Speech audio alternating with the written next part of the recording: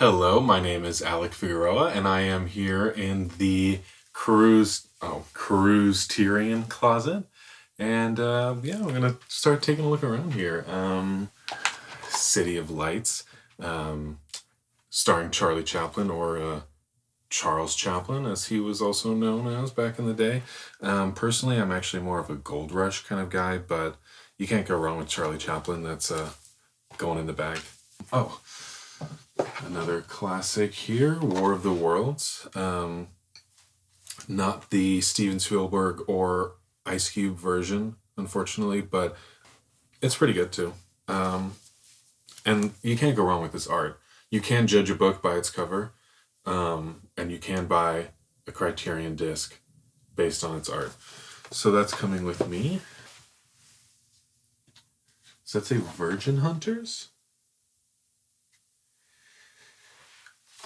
Haven't heard of this. I'll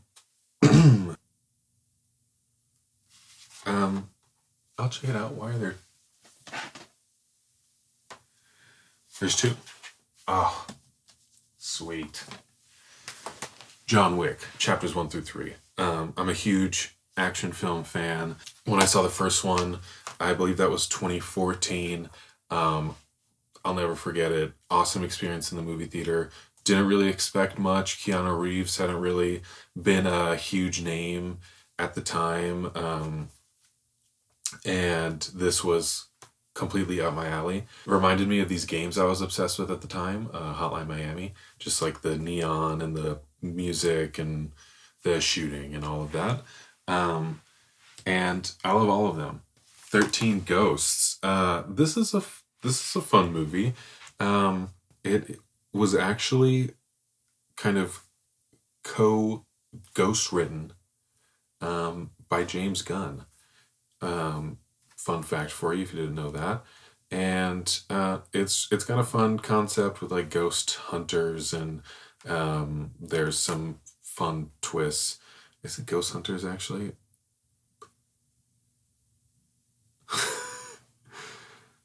Right? They're ghost hunters, right? The back of this doesn't even tell you what the movie's about. Another classic, THX 1138.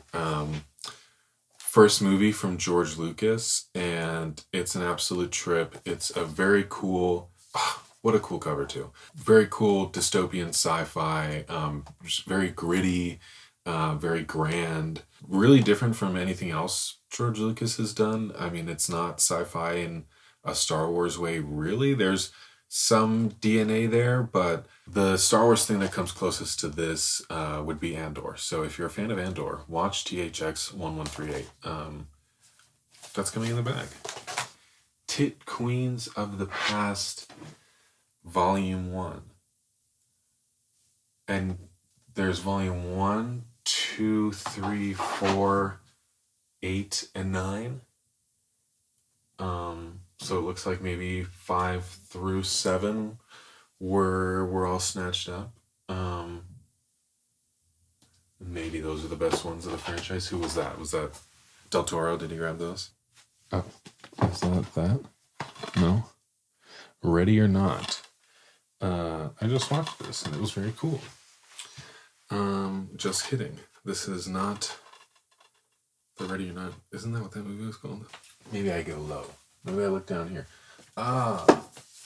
Speaking of movies that I saw in 2014 that I found very impressive and sort of helped formulate taste that I had in high school, Gone Girl by David Fincher. Crazy movie with crazy characters doing crazy things. And I really liked the way it was filmed and the music, Trent Reznor and Atticus Ross. It also put me onto them. I hadn't known those names. I knew who Nine Inch Nails were, but I didn't know those names. And this movie put me onto those. We've got 1, 2, 3, 4, 5, 6, 7, 8 different Girls Gone Wild. Cool. Speaking of movies I saw in or around 2014 that I was very impressed by and formulated sort of my taste in film and art at the time, David Robert Mitchell's It Follows. Just a really like gross, creepy concept, and it makes you feel creeped out and scared. And the score by Disaster Piece is incredible. So Scream is, in my opinion, one of the greatest horror films of all time, one of my favorite horror films of all time, and in general the franchise is pretty solid. I love 1, I love 4, and I really enjoyed 5 and 6. But before I ever saw Scream, I saw Scary Movie. It's terrible, but it's hilarious. It's part of my childhood because, like I said, I saw it before I ever saw Scream. And so a lot of my understanding of that story and that narrative structure and some of those characters was sort of first experienced here.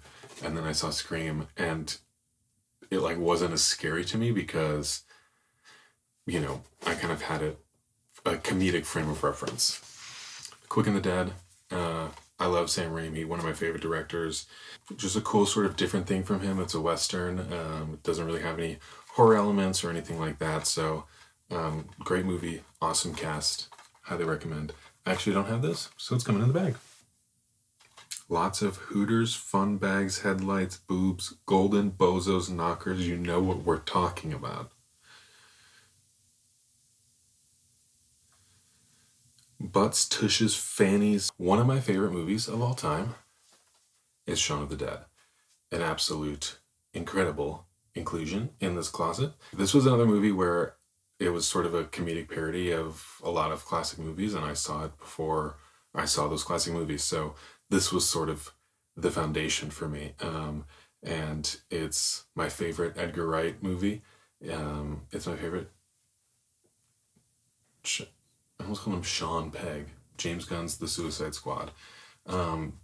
James Gunn has a background in film that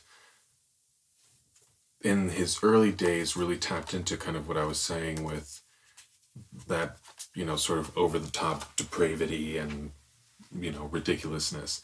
And I think this is his biggest movie that comes closest to that sort of feeling of just, the exploitation of it all and the over the topness and the gore and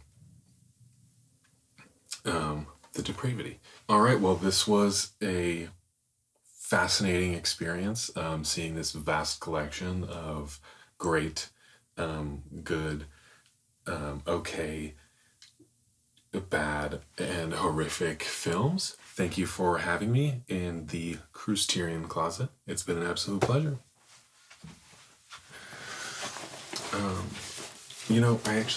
I think I am gonna take Queens of the Past 1 through 4 and 8 and 9.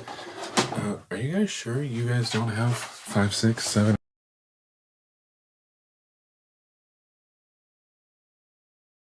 If you see me licking my lips, cut that shit out.